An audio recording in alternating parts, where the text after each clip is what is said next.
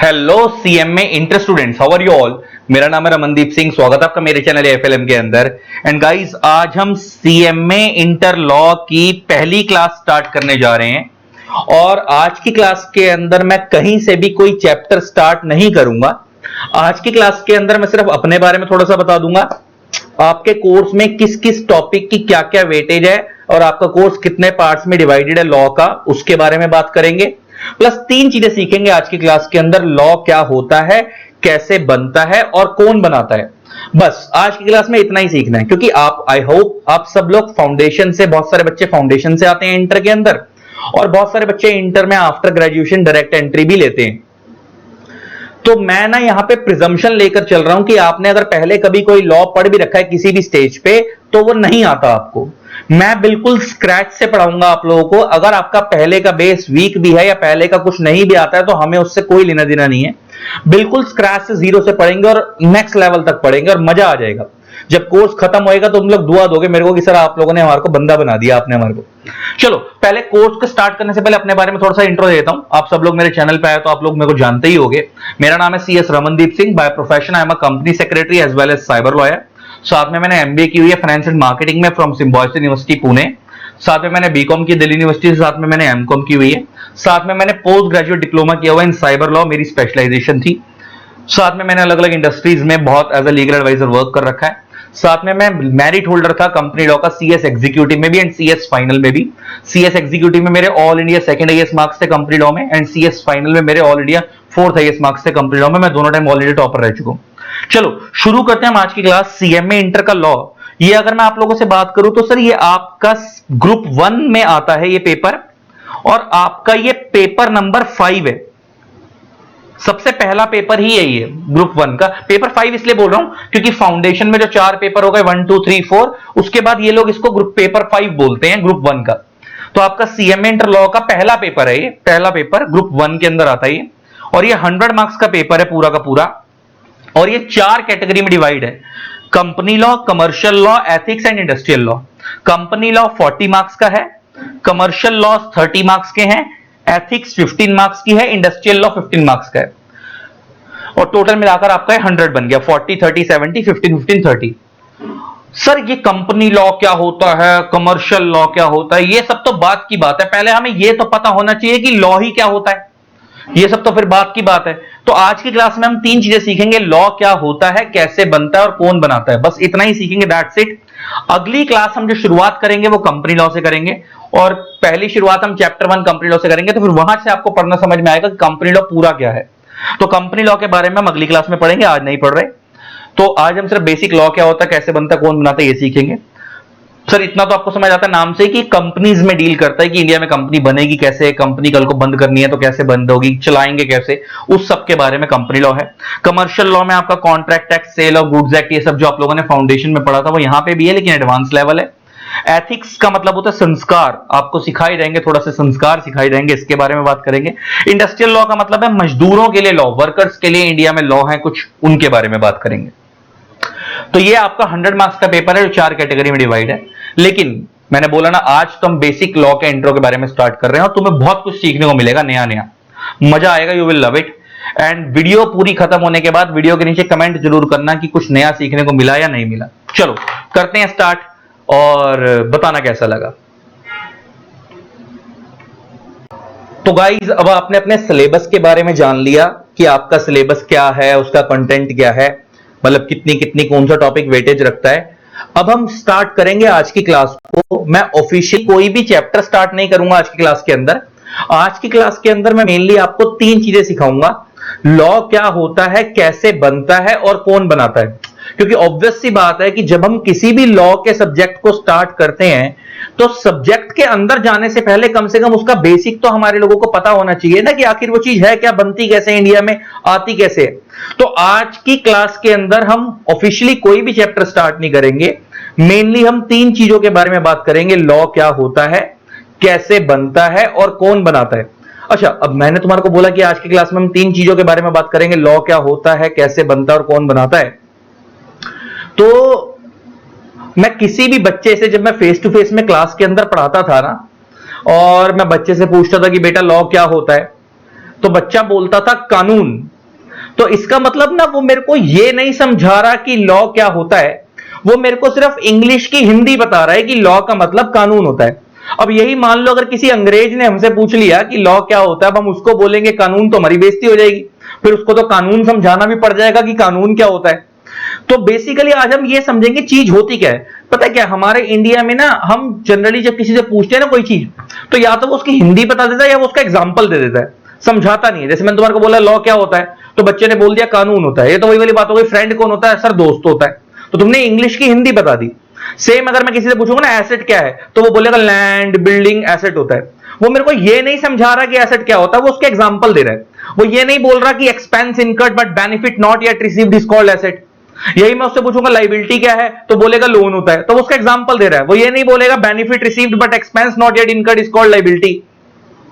तो अल्टीमेटली मैं कहना यह चाह रहा हूं कि आज हम चीजों का मतलब जानेंगे कि वो चीज होती क्या है। तो आज की क्लास में हम मेनली 3 चीजें सीखेंगे। लॉ क्या होता है, कैसे बनता है और कौन बनाता है। अच्छा, मैं ना उल्टा चलूंगा।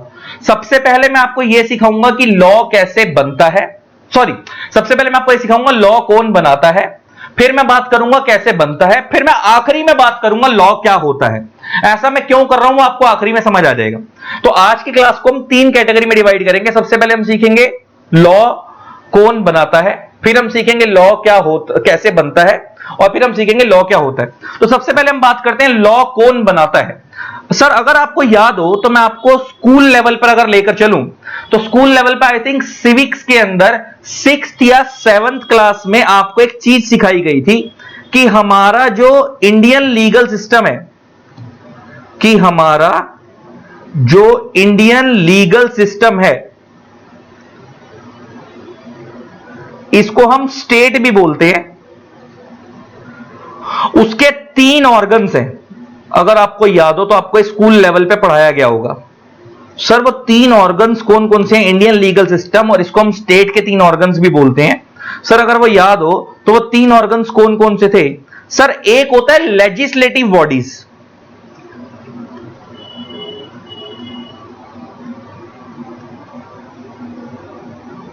एक होता है एग्जीक्यूटिव बॉडीज,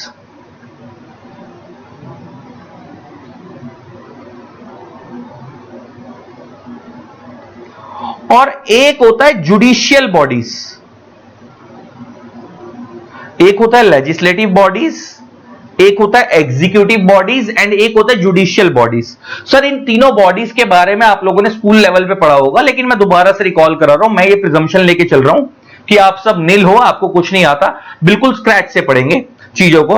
तो आपको याद होगा कि हमारे इंडियन लीगल सिस्टम के, इसको हम स्टेट के 3 ऑर्गन्स बोलते हैं हमारे देश में जो होते हैं। एक होती है लेजिस्लेटिव बॉडीज, एक होती है एग्जीक्यूटिव बॉडीज और एक होती है जुडिशियल बॉडीज। ये तीनों बॉडीज हमारे इंडिया में जो भी काम कर रही हैं, इनको ये काम करने की पावर हमारे भारत के संविधान ने दी है, कॉन्स्टिट्यूशन ऑफ इंडिया ने, भारत के संविधान में। तो अब ये जो 3 बॉडीज हैं, लेजिस्लेटिव एग्जीक्यूटिव जुडिशियल बॉडीज, अब हम इनके बारे में बात करते हैं कि सर इन तीनों बॉडीज का रोल क्या है। अगर ये तीनों बॉडीज समझ आ जाएंगी तो हमारे को यह पता लग जाएगा कि इंडिया में लॉ कौन बनाता है। मैं बहुत बार जब बच्चे से पूछता हूं ना लॉ कौन बनाता है, तो बोलता है सरकार बनाती है। अच्छा ऐसा ही होता है ना, जब कोई इंडिया में कोई लॉ गलत आ जाता है या कोई गलत तरीके से इंप्लीमेंट होता है तो हम बोलते हैं साला सरकार ने ये कर दिया, सरकार ने वो कर दिया। तो जनरली कोई भी गलत लॉ जब इंडिया में आता है तो हम सरकार को गाली देते हैं। आज हम ये देखेंगे क्या एक्चुअल में वो लॉ सरकार बनाती भी है या नहीं, आज ये भी चीजें क्लियर करेंगे। सर अगर मैं तुमसे बात करूं इन 3 बॉडीज की, तो इन 3 बॉडीज का काम क्या है। सर देखो लेजिस्लेटिव बॉडी जो होती है ना, इनका काम होता है टू मेक लॉज, इनका काम है टू मेक लॉज, इनका काम है लॉ बनाना। ये जो लेजिस्लेटिव बॉडीज हैं इनका काम है टू मेक लॉज, लॉ को बनाना। सर ये जो एग्जीक्यूटिव बॉडीज हैं इनका काम है टू इंप्लीमेंट लॉज, जो बन चुका है लॉ। अब इनमें कौन आता है इन बॉडीज के अंदर, अभी उसके बारे में बात करेंगे। पहले इन बॉडी का आइडिया दे रहा हूं। इसका काम क्या है, टू इंप्लीमेंट लॉ, जो लॉ बन चुका है उसको लागू करवाना। सर ये जो जुडिशियल बॉडीज हैं इनका काम क्या है, to interpret the law and pass the judgment, जो लॉ बन चुका है उसको इंटरप्रेट करके उसके बेस पे न्याय देना, एंड पास द जजमेंट।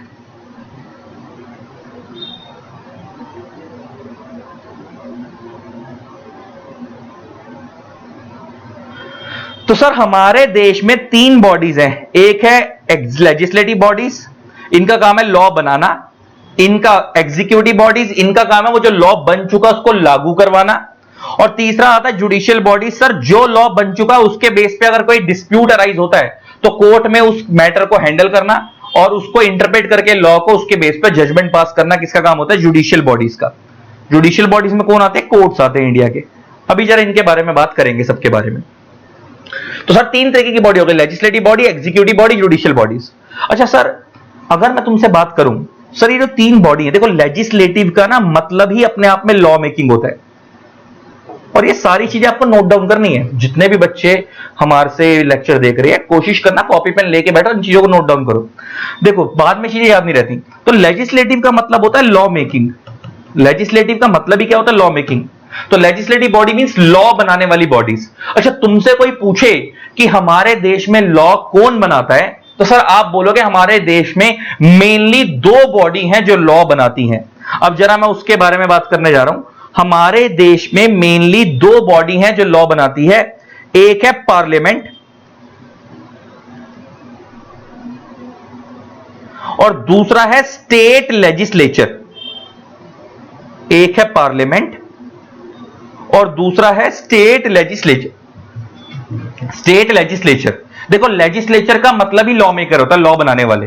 तो हमारे देश में लॉ कौन बनाता है? तो सर दो बॉडी बनाती हैं, एक पार्लियामेंट और दूसरा स्टेट लेजिस्लेचर। सर अच्छा ये दोनों का रोल क्या है? सर हमारे देश में ना मेनली दो तरीके के लॉ होते हैं। एक होता है वो वाला लॉ जो पूरे इंडिया के ऊपर लगता है यूनिफॉर्मली, जो पूरे देश का सेम है। और एक होता है वो वाला लॉ जो स्टेट टू स्टेट वेरी करता है, मतलब इस स्टेट का अलग, दूसरी स्टेट का अलग। तो हमारे देश में दो तरीके के लॉ हैं, एक वो वाले लॉ जो पूरे इंडिया पे लगते हैं और एक वो वाले लॉ जो हर स्टेट के अलग होते हैं। तो वो वाला लॉ जो पूरे इंडिया पे लगता है, ऐसा वाला लॉ जो होल इंडिया पे एप्लीकेबल होता है, इसे कौन बनाती है? पार्लियामेंट। इसे कौन बनाती है? पार्लियामेंट। और ऐसा वाला लॉ जो स्टेट टू स्टेट वेरी करता है, मतलब इस स्टेट का अलग, दूसरी स्टेट का अलग, ऐसा वाला लॉ बनाती है स्टेट लेजिस्लेचर। तो हमारे देश में कितनी लॉ मेकिंग बॉडी है? तुमसे कोई आज के बाद बोले सर दो, पार्लियामेंट और स्टेट लेजिस्लेचर। सर दोनों में फर्क क्या है? जो लॉ पूरे देश पे लगते हैं, पूरे देश के लिए एप्लीकेबल होते हैं, उसे कौन बनाती है? पार्लियामेंट। और जो law state to state vary करते हैं, मतलब इस स्टेट का अलग, दूसरी स्टेट का अलग, ऐसे लॉ को कौन बनाती है? State legislature. अच्छा, ये जो पार्लियामेंट पूरे देश के लिए लॉ बनाती है, जो पूरे होल इंडिया पे एप्लीकेबल होते हैं, इसका अगर मैं एग्जांपल लेके बात करूं तो इसका एग्जांपल में लिख सकते हैं कंपनीज एक्ट, जो भी हम आपके कोर्स में है, जो हम पढ़ रहे हैं। दूसरा अगर मैं एग्जांपल लेके बात करूं तो एलएलपी एक्ट। तीसरा अगर मैं एग्जांपल लेके बात करूं इनकम टैक्स एक्ट। सर ये वो वाले लॉ हैं जो स्टेट टू स्टेट वेरी नहीं करते, पूरे देश के सेम है, हर देश के लिए सेम, मतलब हर पूरे देश के लिए सेम है, मतलब हर स्टेट के लिए भी सेम है और पूरे देश के लिए पूरा एक ही है। मतलब अगर कोई कंपनी दिल्ली में बनी है तो वो भी वही कंपनी लॉ फॉलो करेगी जो कंपनी एक्ट नॉर्मल वाला पूरे इंडिया के लिए है। और अभी इंडिया में कंपनीज एक्ट 2013 चल रहा है, तो जो अगर कोई कंपनी दिल्ली की है तो वो भी कंपनी एक्ट 2013 ही फॉलो करेगी।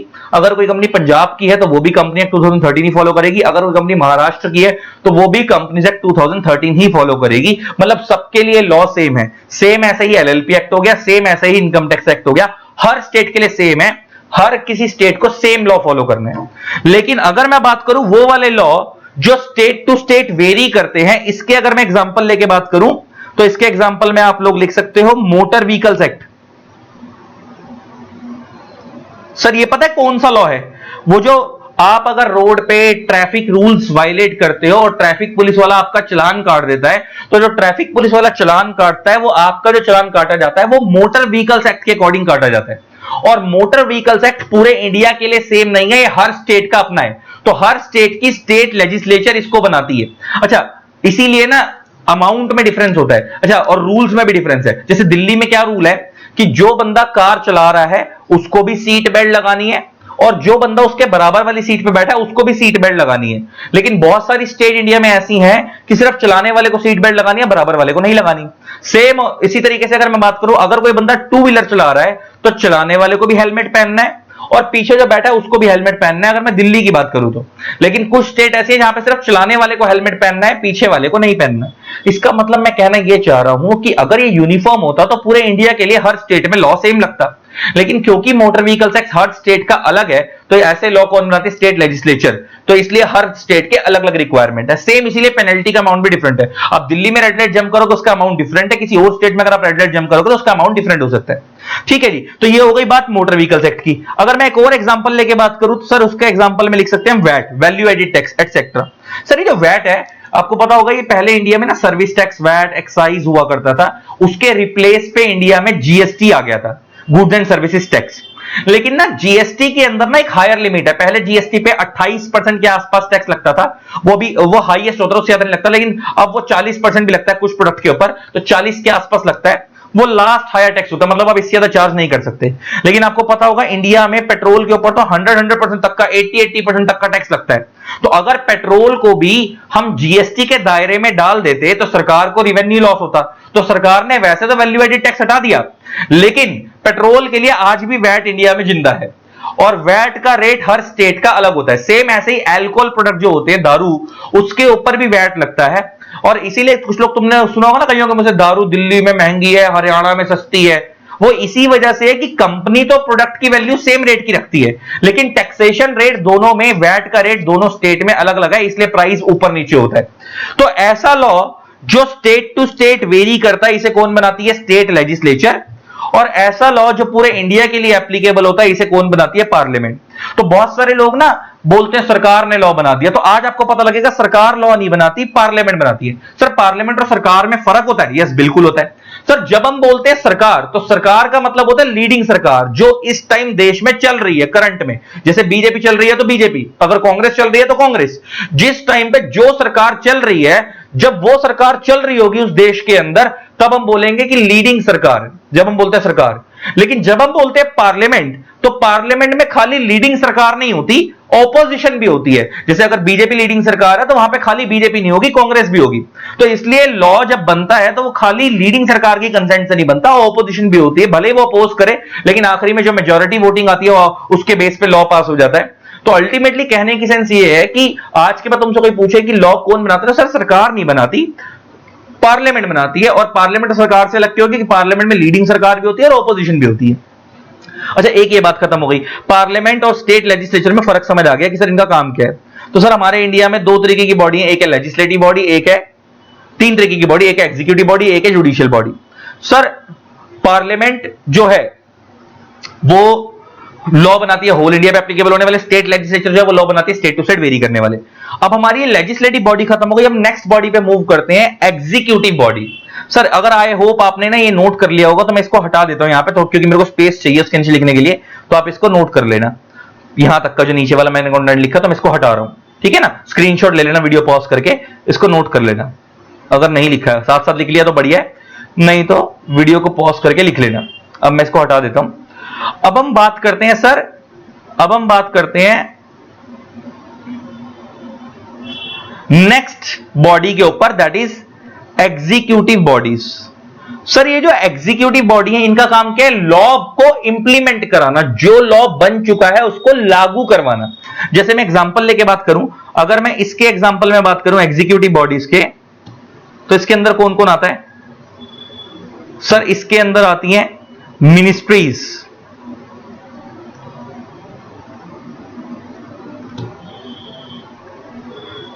इसके अंदर आती है मिनिस्ट्रीज, सेंट्रल गवर्नमेंट, सीजी मतलब सेंट्रल गवर्नमेंट, एसजी मतलब स्टेट गवर्नमेंट। सर इसके अंदर आते हैं government departments etcetera.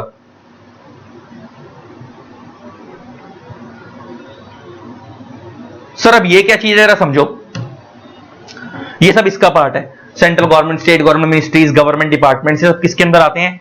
Executive body में। सर मैं एग्जांपल लेके बात करता हूं, बड़ा ध्यान से सुनना, सिंपल वे में समझाता हूं। सर आप रोड से जा रहे थे बाइक लेकर, आपका ट्रैफिक पुलिस वाले ने, आपने मान लो रेड लाइट जंप कर दी और आपका ट्रैफिक पुलिस वाले ने चालान काट दिया। अब आप पूरे रास्ते गाली देते हुए आओगे, मन में ये सोचते हुए कि 16 ट्रैफिक पुलिस वाले ने 2000 रुपए का चालान काट दिया, आज का दिन खराब हो गया वगैरह वगैरह। तो आप गाली किसको दे रहे हो? ट्रैफिक पुलिस वाले को या जिसने वो लॉ बनाया था उसको? ट्रैफिक पुलिस वाले को। सर वो जो लॉ बना होगा, ट्रैफिक पुलिस वाले ने चालान कौन से लॉ के अकॉर्डिंग काटा होगा? मोटर व्हीकल्स एक्ट के अकॉर्डिंग। और मोटर व्हीकल्स एक्ट किसने बनाया था? स्टेट लेजिस्लेचर ने। अच्छा, उन्होंने तो लॉ बनाकर छोड़ दिया, लेकिन अब उस लॉ के बेस पे कि वो लॉ ढंग से फॉलो हो रहा है या नहीं हो रहा, उसको चेक कौन कर रही है? सर पुलिस वाले। पुलिस वाले का मतलब क्या है? यहां पे गवर्नमेंट डिपार्टमेंट ये रहा, क्योंकि पुलिस किसका पार्ट है? गवर्नमेंट डिपार्टमेंट का। और ट्रैफिक पुलिस वाला आपका चालान काट रहा है। तो क्या ट्रैफिक पुलिस वाले ने लॉ बनाया है या वो उस लॉ को सिर्फ लागू करवा रहा है, उस लॉ के बेस पे चालान काट रहा है? सर उसने लॉ बनाया नहीं है, लॉ तो स्टेट लेजिस्लेचर ने बनाया था। वो तो सिर्फ उस लॉ के बेस पे जो लॉ बन चुका है उसका चालान काट रहा है। सेम अगर मैंने आपको बोला यहां पे सेंट्रल गवर्नमेंट और स्टेट गवर्नमेंट, जब मैं बोल रहा हूं सेंट्रल गवर्नमेंट तो मतलब लीडिंग सरकार। जैसे अगर इंडिया में भी बीजेपी चल रही है तो वो सेंट्रल गवर्नमेंट हो गई, वो लीडिंग सरकार हो गई। अच्छा, पार्लियामेंट ने कोई लॉ बनाया, अब वो लॉ तो बना दिया पार्लियामेंट ने, लेकिन वो लॉ लागू कब से होगा, किस तरीके से होगा, जनता को उस लॉ को कब से फॉलो करना है, वो कौन बताती है? Executive body. और उसमें कौन आ गई? Central government. जैसे मान लो पार्लियामेंट ने जीएसटी बनाया था, तो बहुत सारे लोग मोदी सरकार को गाली दी थी कि जीएसटी बना दिया, ये कर दिया, वो कर दिया, लोगों को नुकसान कर दिया, फिर वो नोटबंदी हुई, डीमोनेटाइजेशन, उस टाइम पे भी गालियां पड़ी। अब ऐसा क्यों हुआ? जब वो लॉ बना होगा तो उस टाइम तो पार्लियामेंट के रूप से बना होगा, लेकिन उसको लागू कौन करवा रही है? बीजेपी। बीजेपी कौन है? सेंट्रल गवर्नमेंट, लीडिंग सरकार। और जो दिखता है वो गाली खाता है, क्योंकि फ्रंट पे, अच्छा इसका मतलब लॉ बीजेपी सरकार ने नहीं बनाया, लॉ तो पार्लियामेंट ने बनाया और उसमें दोनों थे ऑपोजिशन में, लेकिन उस लॉ को लागू कौन करवा रही होती है? जनता के ऊपर एप्लीकेबल कौन करवा रही होती है? लीडिंग सरकार। तो जो दिखता है वो गाली खाता है, जो दिखता है वही गाली खाता है। सेम ऐसे अगर मैं बात करूं, पुलिस वाला वो गवर्नमेंट डिपार्टमेंट का पार्ट है, तो गवर्नमेंट डिपार्टमेंट जो है, जैसे ट्रैफिक पुलिस वाला हो गया, नॉर्मल पुलिस वाले हो गए, जैसे इंडिया में कोई क्राइम हो गया तो उसके लिए पहले इंडिया में लॉ हुआ करता था इंडियन पीनल कोड, अब उसकी जगह पे चेंज होकर नया लॉ आ चुका है इंडिया में, भारतीय न्याय संहिता। अब मान लो किसी बंदे ने मर्डर करा, रेप करा, और उसको पुलिस वाला अरेस्ट करके ले गया भारतीय न्याय संहिता के अकॉर्डिंग कि आपने क्राइम करा है। अब पुलिस वाला आपको अरेस्ट करके ले गया, तो वो लॉ भारतीय न्याय संहिता पुलिस वाले ने थोड़ी बनाया है, वो लॉ तो पार्लियामेंट के रूप से बना है। वो तो सिर्फ उस लॉ को लागू करवा रहा है और उस लॉ के बेस पे जिसने क्राइम करा है उसको अरेस्ट कर रहा है। और पुलिस वाला किसका पार्ट है? गवर्नमेंट डिपार्टमेंट का। तो अगर आपको समझ आ रहा हो, ये एग्जीक्यूटिव बॉडी लॉ बना नहीं रही है, जो लॉ लेजिस्लेटिव बॉडीज बना चुकी हैं ये सिर्फ उस लॉ को लागू करवा रही हैं, मतलब जनता के ऊपर एप्लीकेबल करवा रही हैं। आई होप आपको ये बात समझ आई होगी। फिर सर तीसरी बॉडी, अच्छा इसमें मैंने लिखा मिनिस्ट्री। सर मिनिस्ट्रीज के अंदर क्या आता है? जैसे बाहर इंडिया में बड़ी सारी मिनिस्ट्री है, ministry of finance, ministry of corporate affairs. इनका काम क्या होता है? जो लॉ पार्लियामेंट ने बना दिए या स्टेट लेजिस्लेचर ने बना दिए उससे रिलेटेड रूल्स मिनिस्ट्रीज बनाती हैं, रिस्पेक्टिव मिनिस्ट्री। और वर्ड भी मैं क्या यूज करूं? Respective ministry. जैसे इंडिया में कंपनी लॉ के लिए जो रिस्पेक्टिव मिनिस्ट्री है वो है ministry of corporate affairs. Income tax act के लिए जो रिस्पेक्टिव मिनिस्ट्री है जो उसमें डील करती है वो है मिनिस्ट्री ऑफ फाइनेंस। तो जिस लॉ में जो मिनिस्ट्री डील करती है, जब लॉ एक बार रेडी हो गया तो उससे रिलेटेड रूल्स कौन बनाती है? मिनिस्ट्री। हालांकि एक्ट और रूल में क्या फर्क होता है अभी मैं आगे जाके बात करूंगा, अभी के लिए सिर्फ इतना समझो कि सर ये वाली बॉडीज लॉ बना रही हैं और जो लॉ बन चुका है उनको लागू कौन करवा रही है, जनता के ऊपर एप्लीकेबल कौन करवा रही है? Executive body. और क्योंकि फ्रंट में लागू करवाने के लिए यही आई है इसलिए गालियां खाती हैं। इसीलिए पुलिस वाला जब चालान काटता है तो हम गाली उसको नहीं देते जिसने लॉ बनाया है, स्टेट लेजिस्लेचर ने, क्योंकि वो तो हमें पता ही नहीं किसने बनाया है, लेकिन उस स्टेट लेजिस्लेचर में उस टाइम कौन बंदा बैठा था, लेकिन जो जिसने हमारा चालान काटा वो तो हमें सामने दिख रहा है ना, इसलिए हम गाली उसी को देते हैं, है ना। तो गाली हम उसी को देते हैं। ठीक है जी, ये बात क्लियर हो गई हमारे को। एग्जीक्यूटिव बॉडी, तो हमारी दो बॉडी क्लियर हो गई सर, लेजिस्लेटिव बॉडी और executive body. Legislative body law बनाती है, एग्जीक्यूटिव बॉडी उस लॉ को लागू करवाती है। फिर तीसरी आती है जुडिशियल बॉडीज। सर ये जो जुडिशियल बॉडीज होती है ना, ये तीन कैटेगरी में डिवाइड है। देखो हमारे इंडिया में सबसे ऊपर है सुप्रीम कोर्ट, हमारे इंडिया में सबसे ऊपर है सुप्रीम कोर्ट। फिर इसके नीचे हमारे इंडिया के अंदर बने हुए हैं हाई कोर्ट्स। फिर इसके नीचे ना दो तरीके के कोर्ट होते हैं, एक होता है डिस्ट्रिक्ट कोर्ट और एक होता है सेशन कोर्ट्स। बहुत सारे लोगों को ना टीचर स्कूल लेवल पे सिर्फ इतना सिखा देते हैं या छोटे लेवल पे कहीं और आपने पढ़ा हो तो नीचे डिस्ट्रिक्ट कोर्ट होता है, फिर हाई कोर्ट, सुप्रीम कोर्ट। वो दूसरे वाले कोर्ट की बात ही नहीं करते, एक कोर्ट और होते हैं नीचे ही लोअर लेवल पे, उनका नाम होता है सेशन कोर्ट्स। सर इन दोनों में क्या फर्क होता है डिस्ट्रिक्ट और सेशन कोर्ट्स में? सर मैं इसके बारे में बात कर लेता हूं पहले, फिर आप समझना। पहले मैं एक बात और कर लेता हूं। देखो मैंने ना सुप्रीम कोर्ट के आगे एस नहीं लिखा क्योंकि ये पूरे इंडिया में एक ही है, दिल्ली में प्रगति मैदान के पास। फिर हाई कोर्ट के आगे मैंने एस लिखा क्योंकि प्लूरल है, क्योंकि हाई कोर्ट इंडिया में एक से ज्यादा है, हर स्टेट का अपना होता है। फिर उसके बाद अगर डिस्ट्रिक्ट और सेशन कोर्ट्स ये हाई कोर्ट के नीचे होते हैं, और ये हर स्टेट में जनरली 6 होते हैं, मतलब जनरली होते हैं, मतलब कम भी हो सकते हैं और ज्यादा भी हो सकते हैं।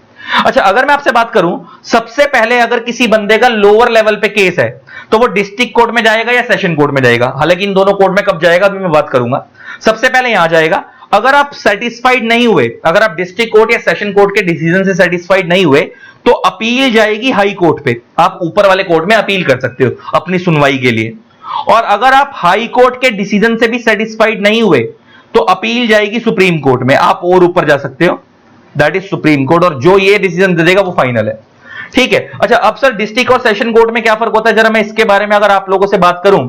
सर अगर सिविल केस है तो वो डिस्ट्रिक्ट कोर्ट में जाएगा, अगर क्रिमिनल केस है तो वो सेशन कोर्ट में जाएगा। अगर सिविल केस है तो वो डिस्ट्रिक्ट कोर्ट में जाएगा, अगर क्रिमिनल केस है तो वो सेशन कोर्ट में जाएगा। सर आई होप आप सिविल और क्रिमिनल में फर्क समझते हो, मैं आपको समझा देता हूं। देखो, सिविल और क्रिमिनल में क्या फर्क होता है, वैसे नाम से क्लियर हो रहा है। क्रिमिनल का मतलब इतना तो समझ आता होगा कि ये थोड़ा स्ट्रिक्ट मैटर होते होंगे, ये थोड़े हल्के मैटर होते होंगे, लीनियंट मैटर। सर फर्क क्या होता है सिविल और क्रिमिनल में? हमारे इंडिया में ना 3 तरीके के केस होते हैं। एक होते हैं जो प्योरली सिविल नेचर के हैं, एक होते हैं जो प्योरली क्रिमिनल नेचर के हैं, और एक होते हैं मिक्सचर ऑफ बोथ, कि आपके पास चॉइस है कि आप उसको सिविल में भी लेकर जा सकते हो और क्रिमिनल में भी लेकर जा सकते हो, वो आपकी चॉइस है। तो हमारे इंडिया में मेनली 3 तरीके के केस होते हैं, एक होता है सिविल नेचर का, एक होता है क्रिमिनल नेचर का, और एक चॉइस होती है आप पे सिविल क्रिमिनल मूव करो। मैं बताता हूं तीनों में फर्क क्या है। देखो, पहले सिविल और क्रिमिनल की बात करते हैं।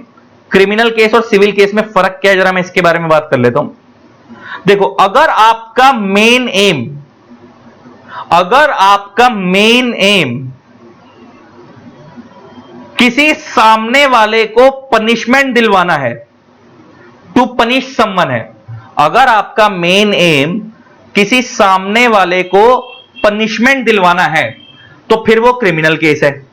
अगर आपका मेन एम सामने वाले से कंपनसेशन लेना है, टू क्लेम कंपनसेशन, तो वो सिविल केस है। मैं एग्जांपल लेके बात करता हूं। मान लो मैंने किसी को ना एक ऑर्डर दिया, मान लो मेरा नाम रमन है, किसी का नाम रोहित है। रमन ने रोहित को ऑर्डर दिया कि भैया 1 लाख रुपए पकड़ और मेरे को 100 शर्ट सप्लाई कर दियो। उसने कहा सर मैं 1 महीने में शर्ट सप्लाई कर दूंगा। मैंने उसे 1 लाख रुपए एडवांस दे दिए। 1 महीना हो गया, उसने मेरे को शर्ट सप्लाई नहीं करी। अच्छा, अब उसने मेरे को शर्ट सप्लाई नहीं करी तो अब मैं उसके ऊपर कोर्ट में केस करूंगा।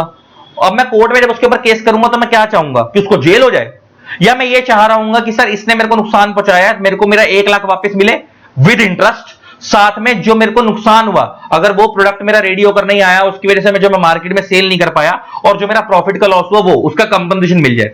तो इसका मतलब मैं यहां पे कहीं से भी उसको जेल नहीं भिजवाना चाह रहा, मैं सिर्फ ये चाह रहा हूं जो मेरा नुकसान है उसकी भरपाई हो जाए। तो अगर ऐसा केस है, इसे हम बोलते हैं सिविल केस। जैसे इसका मतलब जो इंडिया में हम कॉन्ट्रैक्ट एक्ट है, जैसे आप लोगों के इंडिया में एक लॉ है कॉन्ट्रैक्ट एक्ट, तो contract act is a civil law. तो मतलब दो बंदों के बीच में अगर कॉन्ट्रैक्ट टूटता है तो कल को हम सिर्फ कंपनसेशन लेकर बात खत्म कर देंगे। इंडिया में सेल ऑफ गुड्स एक्ट है, आपने किसी दुकान से कोई सामान खरीदा था और वो गुड्स डिफेक्टिव निकले। अब वो गुड्स डिफेक्टिव निकले तो आपको उसकी वजह से गुड्स का बढ़िया माल, मतलब मान लो जैसे मान लो आपने कोई फोन खरीदा था, वो ढंग से चल नहीं रहा, तो अब आप ये थोड़ी चाहते हो कि अब जिसने आपको फोन बेचा उसको जेल हो जाए। अब आप ये चाह रहे हो कि या तो आपको फोन वो ठीक कर दे, या वो आपको फोन के जगह नया फोन दे दे, या आपके पैसे वापस कर दे। मतलब अल्टीमेटली आप सिर्फ कंपनसेशन चाह रहे हो। तो ऐसे मैटर्स, इसके लिए हमारे इंडिया में सेल ऑफ गुड्स एक्ट लगता है। तो ऐसे मैटर जहां पे कॉन्ट्रैक्ट टूटते हैं, 2 पार्टीज के बीच में परचेज सेल का कोई नुकसान होता है, तो ऐसे केस के अंदर इंडिया में सिविल लॉ माने जाते हैं, और ये सिविल मैटर है। अगर ऐसा कोई डिस्प्यूट है तो केस डिस्ट्रिक्ट कोर्ट में जाएगा। लेकिन ऑन द अदर हैंड, मान लो आपका कोई फ्रेंड है, उसका किसी ने मर्डर कर दिया और आपने वो मर्डर होते हुए देखा है। अब आप क्या चाह रहे हो उस सामने वाले से कि जिसने मर्डर करा आप उसको क्या बोलोगे, मेरे को 5 लाख रुपए दे, मैं चुप हो जाऊंगा? या आप ये चाह रहे हो कि जिसने आपके फ्रेंड का मर्डर करा आप उसको भी पनिशमेंट दिलवाओ? यस। तो जब जितने भी क्रिमिनल केस है, जैसे मर्डर, डकैती, रेप, यहां पे हमारा मेन एम सामने वाले से पनिशमेंट, मतलब कंपनसेशन लेना नहीं होता, सामने वाले को पनिशमेंट दिलवाना होता है। तो जितने भी इंडिया में क्रिमिनल केस है जहां पे हम पनिशमेंट दिलवाना चाहते हैं, एग्जांपल मर्डर, डकैती जिसको बोलते हैं, रेप, ये सारे क्रिमिनल केस हैं। और ये सारे केसेस कहां जाते हैं? सेशन कोर्ट में।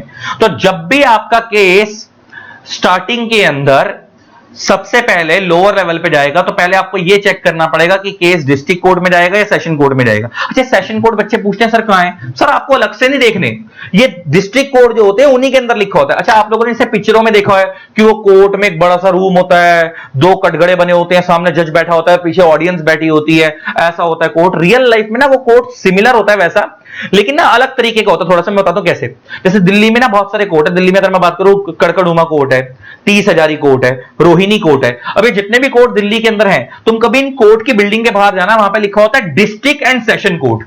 अब इसका क्या मतलब है? जैसे मान लो अगर आप कड़कड़ुमा कोर्ट में गए और मान लो उस कोर्ट के अंदर 200 रूम है, तो वो 200 रूम 200 कोर्ट है अपने आप में। हर रूम के अंदर एक जज बैठा है जो मैटर देख रहा है। अच्छा, मान लो उन 200 रूम में से 150 रूम ऐसे हैं जहां पे सिविल मैटर देखे जा रहे हैं।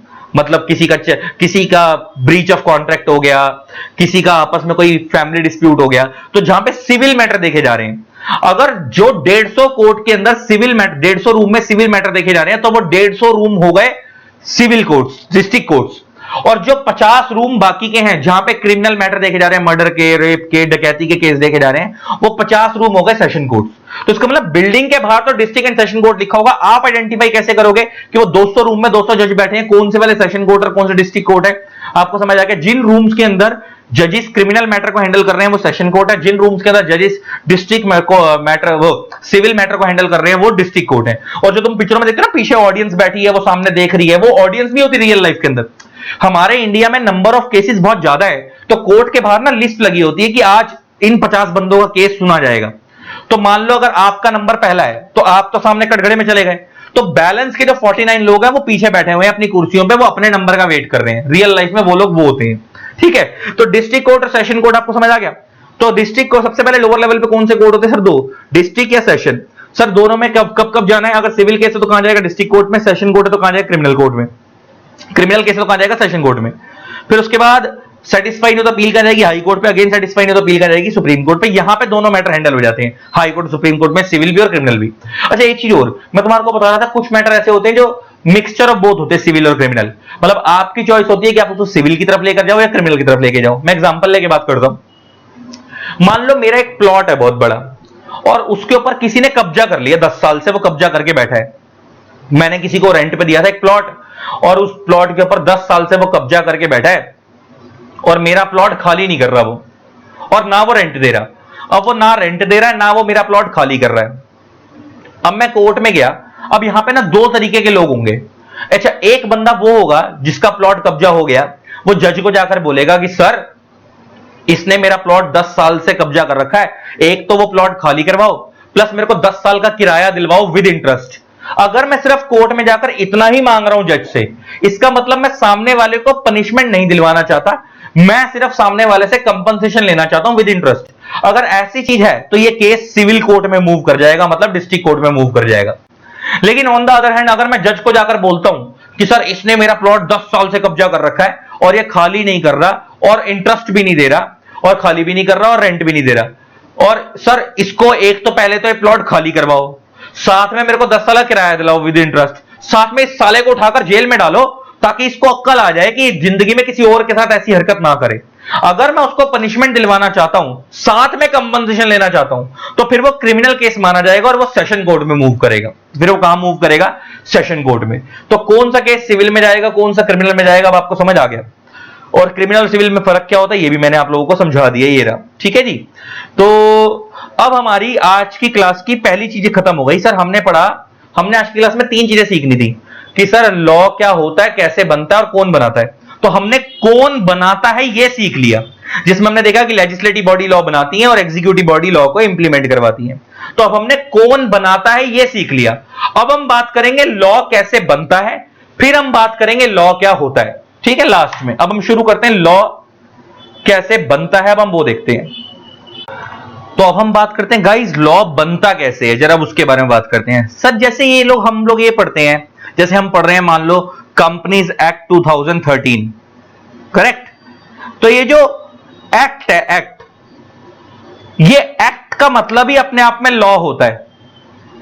और ये लॉ बनता कैसे है अब हम उसी के बारे में समझने जा रहे हैं कि लॉ जैसे हम पढ़ते हैं income tax act, companies act, contract act, sale of goods act, LLP act. तो ये जो एक्ट है, ये एक्ट का मतलब ही अपने आप में लॉ होता है, लेकिन ये एक्ट बनता कैसे है अब हम उसके बारे में बात करने जा रहे हैं। सर एक चीज समझ लो, एक चीज अपने दिमाग में प्रिंट कर लो। अभी हमने पढ़ा कि sir law making process India में जो लॉ बना, अब हम लॉ मेकिंग प्रोसेस समझने जा रहे हैं, लेकिन अभी हमने समझा कि सर इंडिया में लॉ बनाने वाली बॉडी दो हैं, एक है पार्लियामेंट और दूसरी है स्टेट लेजिस्लेचर। तो इसीलिए लॉ मेकिंग प्रोसेस भी दोनों का अलग अलग है। पार्लियामेंट का लॉ बनाने का तरीका अलग है, स्टेट लेजिस्लेचर का लॉ बनाने का तरीका अलग है। तो अभी हम पहले पार्लियामेंट का लॉ मेकिंग प्रोसेस समझते हैं, फिर हम स्टेट लेजिस्लेचर का लॉ मेकिंग प्रोसेस समझेंगे कि सर ये लॉ बनता कैसे है। सर यहां पे हम लिख देते हैं parliament law making process, parliament का लॉ मेकिंग प्रोसेस।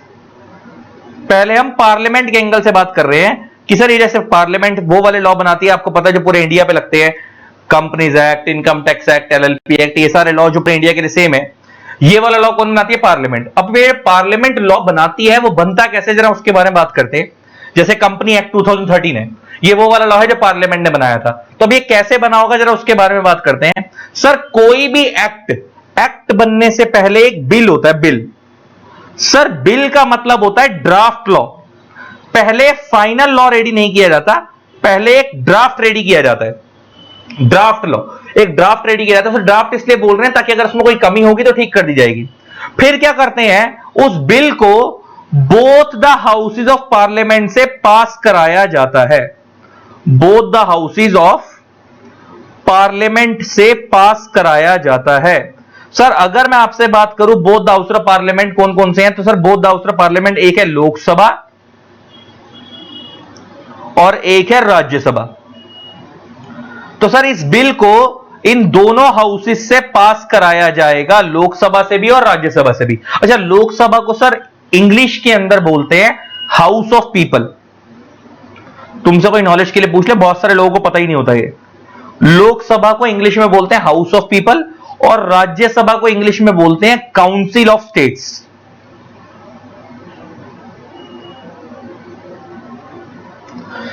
तो लोकसभा को अंग्रेजी में बोलते हैं house of people and Rajya Sabha को इंग्लिश में बोलते हैं काउंसिल ऑफ स्टेट्स। तो सर कोई भी एक्ट बनने से पहले एक बिल होगा, फिर उस बिल का मतलब क्या, ड्राफ्ट लॉ, फिर उस बिल को दोनों हाउसेस से पास कराया जाएगा, लोकसभा से भी और राज्यसभा से भी। उसके बाद क्या होगा सर, प्रेसिडेंट ऑफ इंडिया की असेंट दिलवाई जाएगी। प्रेसिडेंट ऑफ इंडिया उस बिल के ऊपर अपनी असेंट देंगे। असेंट का मतलब होता है सर कंसेंट। सर कंसेंट का मतलब क्या है कि प्रेसिडेंट उस बिल के ऊपर अपने साइन कर देंगे। सर जैसे ही प्रेसिडेंट उस बिल के ऊपर अपने साइन कर देंगे, then that bill becomes act. Then that bill becomes act. उसके बाद वो बिल क्या बन जाएगा, एक्ट बन जाएगा। और एक्ट बन गया मतलब वो लॉ बन गया। सर अब लॉ बन तो गया, अब सर मुद्दा ये आता है कि ये लॉ जनता के ऊपर एप्लीकेबल कब से होगा, जनता को इस लॉ को फॉलो कब से करना है। ऐसा तो होगा नहीं ना कि आज लॉ बनाया और बोला भैया आज शाम से ही फॉलो करना शुरू कर दो। तो इसके लिए कुछ टाइम दिया जाता होगा। अब वो कैसे वर्क करता है मैं उसके बारे में बात करता हूं। सर जब वो लॉ बन गया, मतलब एक्ट बन गया, प्रेसिडेंट के साइन हो गए, उसके बाद क्या करेंगे, इस एक्ट को ऑफिशियल गजेट ऑफ इंडिया में पब्लिश किया जाएगा। इस एक्ट को ऑफिशियल गजेट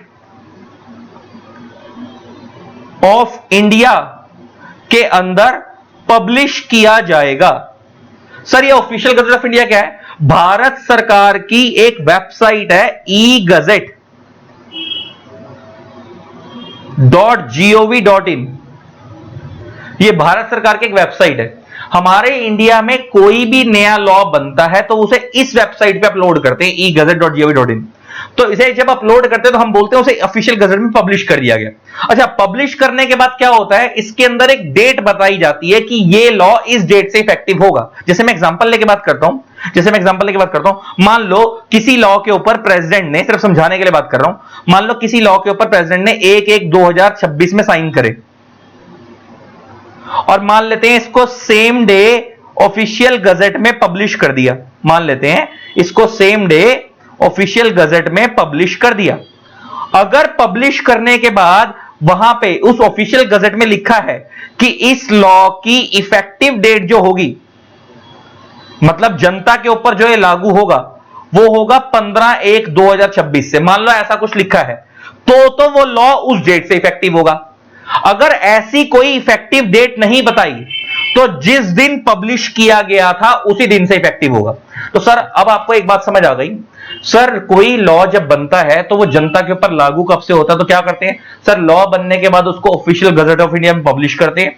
पब्लिश करने के बाद अगर कोई इफेक्टिव डेट बताई जाती है तो उस डेट से इफेक्टिव होता है। अगर कोई इफेक्टिव डेट नहीं बताई जाती तो जिस दिन पब्लिश किया गया था उसी डेट से वो लॉ पूरी जनता के लिए इफेक्टिव हो जाता है, मतलब लागू हो जाता है और जनता को फॉलो करना पड़ता है।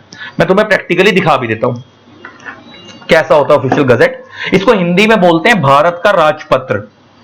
अब इसे भारत का राजपत्र क्यों बोलते हैं, मैं तुम्हें लॉजिक बताऊं इसका। पुराने जमाने में जब राजा महाराजाओं का टाइम हुआ करता था तो उस टाइम पे ना लॉ एनिमल्स की स्किन काट कर बनाए जाते थे, पत्थरों पे लिखकर बनाए जाते थे। तो उस टाइम पे कोई इंटरनेट वगैरह तो होता नहीं था, तो जब राजा लॉ बनाता था तो राजा उस लॉ को पूरे गांव में डिस्ट्रीब्यूट करवाता था ताकि लोगों को पता लग जाए कि भैया नया लॉ आ चुका है। तो जब राजा उस लॉ को डिस्ट्रीब्यूट कराता था तो कहते थे कि राजा का राजपत्र आ गया।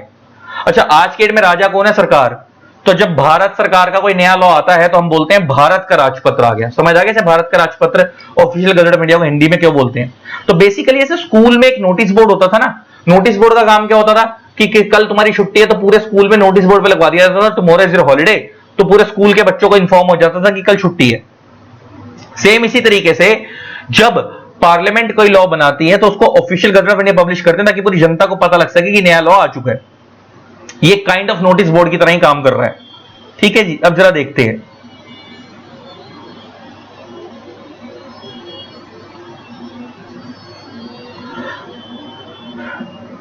ई गजट, ये रहा, ये हम ई गजट पे आए। ये भारत सरकार की वेबसाइट है। देखो कोई भी नया लॉ बनता है ना, देखो जैसे ये लॉ है, इसकी पब्लिश डेट 6 जून 2026 है। ये मिनिस्ट्री ऑफ रेलवेज के अंडर आ रहा है, यहां पे डाउनलोड का ऑप्शन है। तो जो भी लॉ जिस मिनिस्ट्री में आता है, मैंने बोला company law ministry of corporate affairs के मिनिस्ट्री के अंडर आता है, company law income tax act ministry of finance के अंडर आता है। तो यहाँ पे हमारे इंडिया में तो बहुत सारे लॉ हैं, उसके लिए अलग अलग मिनिस्ट्री है। तो ये हर तरीके की मिनिस्ट्री कौन सा लॉ किस मिनिस्ट्री के अंदर आता है और आगे डाउनलोड का ऑप्शन है, ये रहा, यहां से आप डाउनलोड कर लो। लेकिन रियल लाइफ में हम लोग यहाँ नहीं आते क्योंकि हमारे को इसकी जरूरत नहीं है ना। रियल लाइफ में हम लोगों को क्योंकि company law income tax act ये सब देखना होता है, तो रियल लाइफ या एलएलपी देखना होता है, तो रियल लाइफ में हम लोग जाते हैं एमसीए के पोर्टल पे। हम लोग एमसीए की साइट पे जाते हैं यहां पे, और हम लोग यहां से लॉ निकाल लेते हैं। जैसे हम एक्ट एंड रूल्स पे गए, अब यहां पे मैं तुम्हारे को चीज दिखाता हूं, नोटिफिकेशंस। अगर आप यहां पे देखोगे ना तुम्हारे को ऑफिशियल गजट कैसा होता है मैं दिखा दूंगा। जैसे कोई भी नया लॉ आया तो उसकी सामने डेट लिखी है, अब ये रहा वो लॉ। अब इस लॉ के अंदर क्या है वो तो अभी मैं बात करूंगा, मगर पहले इस लॉ की वर्डिंग को पढ़ो। देखो मैं तुम्हें दिखाता हूं, पहले इसको बोल रहे हैं हिंदी में, देखो the gazette of India, Bharat का राजपत्र, ऐसा ये दिखता है। ठीक है जी, अब जरा मैं इसके अंदर दिखाता हूं तुम्हारे को।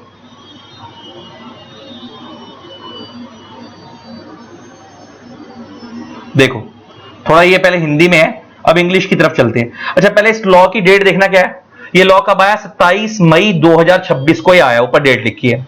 अच्छा अब इसमें नीचे क्या लिखा है, this notification shall come into force on the date of publication the official gazette. मतलब जिस डेट को ये लॉ आया था उसी दिन से इफेक्टिव है, मतलब इसके अंदर अलग से कोई इफेक्टिव डेट नहीं बताई। तो ये 27 मई 2026 को पब्लिश हुआ था, उसी दिन से इफेक्टिव हो गया। और कोई देखते हैं, और कोई देखते हैं, क्या पता कोई अलग से कोई डेट बताई हो तो दिख जाएगी, तुम्हें दिखाता हूं।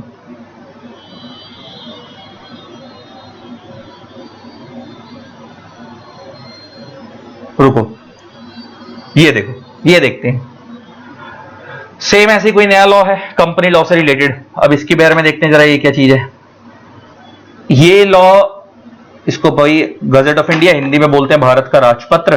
थोड़ा नीचे की तरफ चलते हैं, इंग्लिश पे चलते हैं, कहां इंग्लिश पे। अच्छा ये लॉ कब आया है, देखो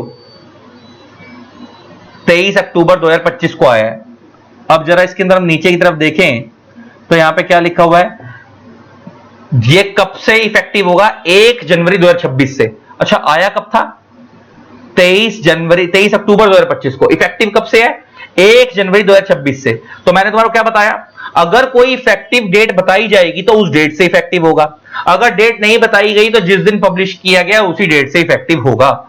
तो अब आपको समझ आ गया सर लॉ ऑफिशियल गजट कैसा दिखता है, आपने प्रैक्टिकली वो भी देख लिया। तो अब हम वापस आ रहे हैं सर इस जगह के ऊपर। तो सर हमारे इंडिया में कोई भी लॉ आएगा तो वो पार्लियामेंट के रूट से कैसे बनेगा सर, सबसे पहले वो पार्लियामेंट के रूट में बनने से पहले, कोई भी एक्ट बनने से पहले बिल होगा, उस बिल को फिर हम क्या करेंगे, both the house of parliament से पास कराएंगे, लोकसभा और राज्यसभा, फिर प्रेसिडेंट ऑफ इंडिया के साइन करवाएंगे, उसके बाद वो बिल एक्ट बन जाएगा। एक्ट बनने के बाद अगर कोई इफेक्टिव डेट, उसको बस क्या करेंगे, एक्ट बनने के बाद official gazette of India publish करेंगे। अगर पब्लिश करने के बाद कोई इफेक्टिव डेट बताई गई है तो उस डेट से इफेक्टिव होगा, अगर कोई इफेक्टिव डेट नहीं बताई गई तो जिस दिन पब्लिश किया गया था उसी दिन से इफेक्टिव होगा। सर ये तो बात हो गई हमारी कि कोई लॉ इफेक्टिव कब से होता है और बनता कैसे है, पार्लियामेंट वाला लॉ। और ये पार्लियामेंट कौन से वाले लॉ बनाती है सर, जो पूरे इंडिया पे एप्लीकेबल होते हैं। सर अब हम बात करते हैं वो वाले लॉ जो स्टेट टू स्टेट वेरी करते हैं, मतलब इस स्टेट का अलग और दूसरी स्टेट का अलग। ये कौन बनाती है सर, स्टेट लेजिस्लेचर। तो अब ये स्टेट लेजिस्लेचर बनाती है तो इसका लॉ मेकिंग प्रोसेस अलग है। सर अब हम यहां पे बात करते हैं स्टेट लेजिस्लेचर का लॉ मेकिंग प्रोसेस। यहां पे हम लिख देते हैं स्टेट लेजिस्लेचर का लॉ मेकिंग प्रोसेस। अब इनका लॉ मेकिंग प्रोसेस क्या है जरा उसके बारे में समझते हैं। सर कोई भी एक्ट बनने से पहले बिल होता है सर, ये हमारे को पता है, वो यहां पे भी सेम है। पहले वो एक्ट बनने से पहले क्या है, बिल, और बिल का मतलब आप लोगों को पता है सर क्या होता है, ड्राफ्ट लॉ। सर उसके बाद हम क्या करते थे, उसको both the houses of parliament से पास कराते थे। सर इसको both the houses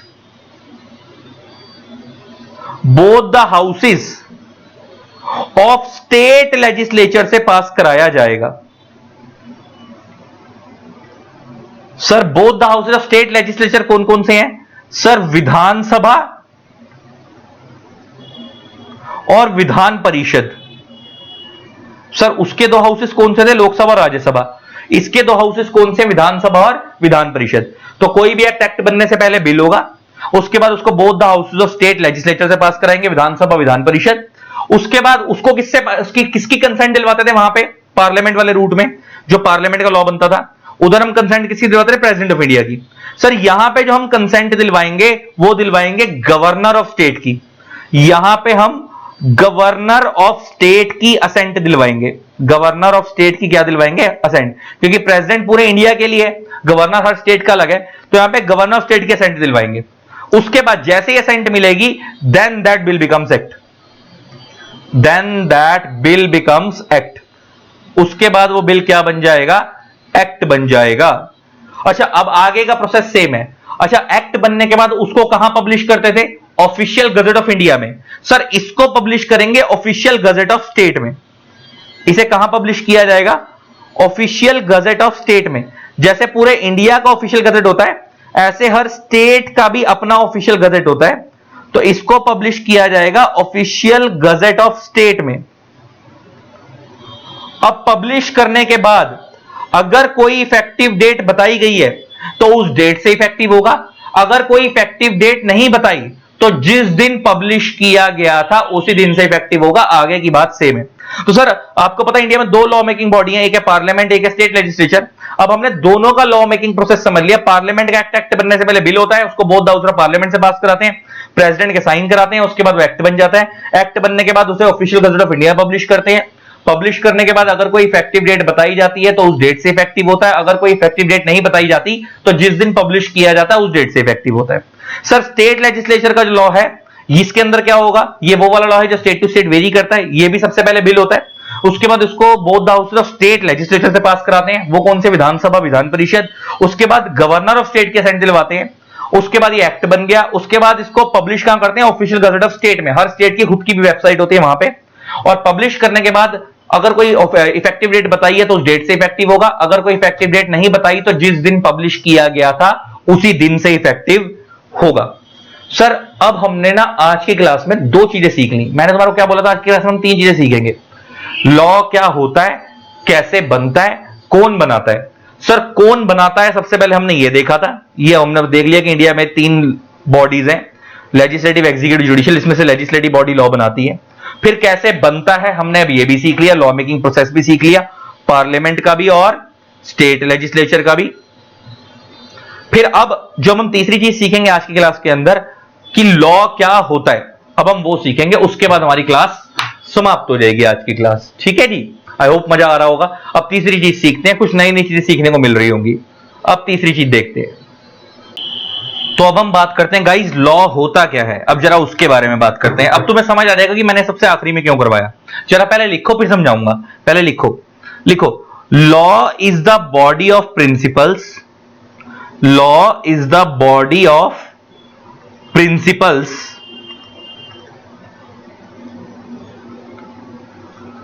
which are recognized and applied by the state in the administration of justice.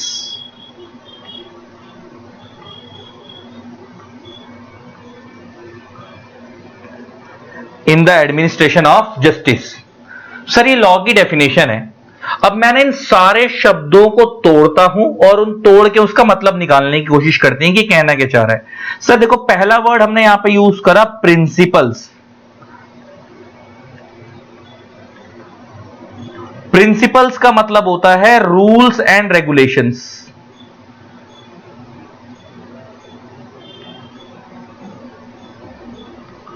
Next word sir हमने यहां पे यूज करा रिकॉग्नाइज्ड। सर रिकॉग्नाइज का मतलब है अप्रूव्ड।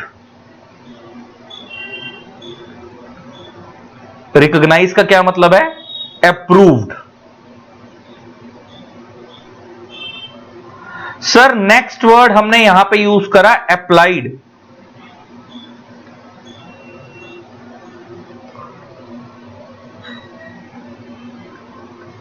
सर अप्लाइड का मतलब होता है इंप्लीमेंटेड। नेक्स्ट वर्ड था बाय द स्टेट। यहां पे स्टेट का मतलब स्टेट गवर्नमेंट नहीं है। यहां पे स्टेट वर्ड जो है वो आर्टिकल 12 ऑफ इंडियन कॉन्स्टिट्यूशन से उठाया गया है। और यहां पे स्टेट का मतलब है पार्लियामेंट। स्टेट में 5 चीजें आती हैं, पार्लियामेंट, स्टेट लेजिस्लेचर,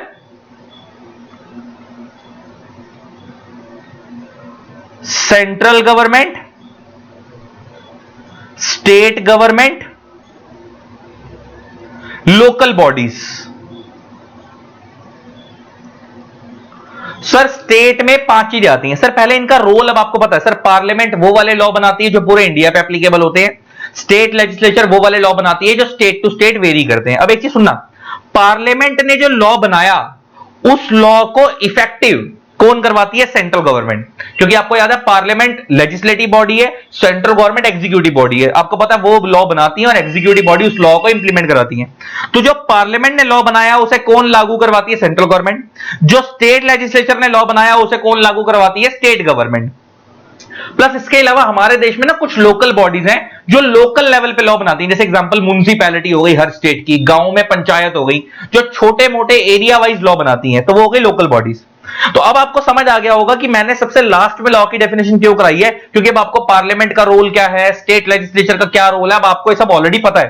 तो अगर हम इसको डेफिनेशन को पढ़ना शुरू करें तो जरा क्या है, law is the body of principles. Law एक ढांचा है, किस चीज का?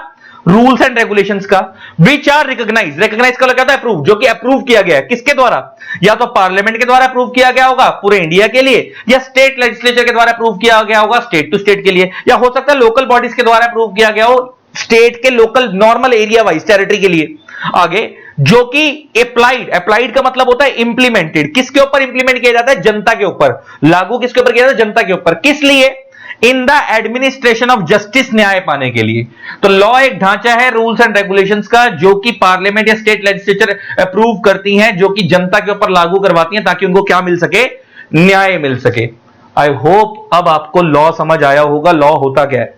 तो आज के लेक्चर के अंदर हम लोगों ने कोई भी ऑफिशियली चैप्टर स्टार्ट नहीं करा था। आज हमने 3 चीजें दिख ली आज के लेक्चर के अंदर। लॉ क्या होता है, कैसे बनता है, कौन बनाता है, ये तीनों चीजें हम लोगों ने आज के लेक्चर के अंदर सीख ली। प्लस आपके कोर्स के बारे में थोड़ा सा आइडिया ले लिया। नेक्स्ट क्लास से हम लोग ऑफिशियली अपना कोई चैप्टर स्टार्ट करेंगे। और देखेंगे क्या है वो। और आज के लेक्चर को यहीं समाप्त करते हैं। Love you all, tata. जिन लोगों ने अभी तक हमारे YouTube पे AFLM चैनल को सब्सक्राइब नहीं करा है, सब्सक्राइब कर देना, साथ में बेल आइकन को प्रेस कर देना ताकि आप लोगों को मेरी न्यू वीडियोस की नोटिफिकेशन मिलती रहे। Thanks a lot, bye bye, love you all, tata, bye.